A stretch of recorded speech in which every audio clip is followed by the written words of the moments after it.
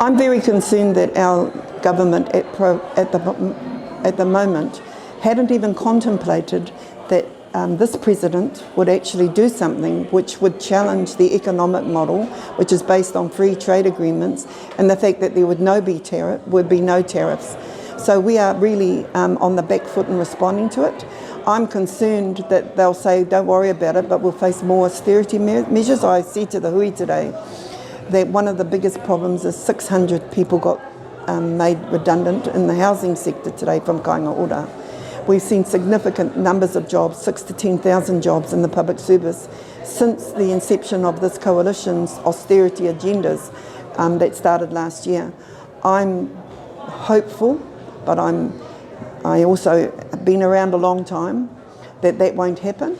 But I think that there may well now be a pack of cards that are falling, which may actually see more austerity measures, less people in unemployment, more homelessness, more inability to meet with the basic needs of life, which tikanga Māori guarantees us as Māori is what we should prioritise if we're truly going to be, as my session said, people that walk their rangatiratanga, that talk their rangatiratanga, that believe in their rangatiratanga.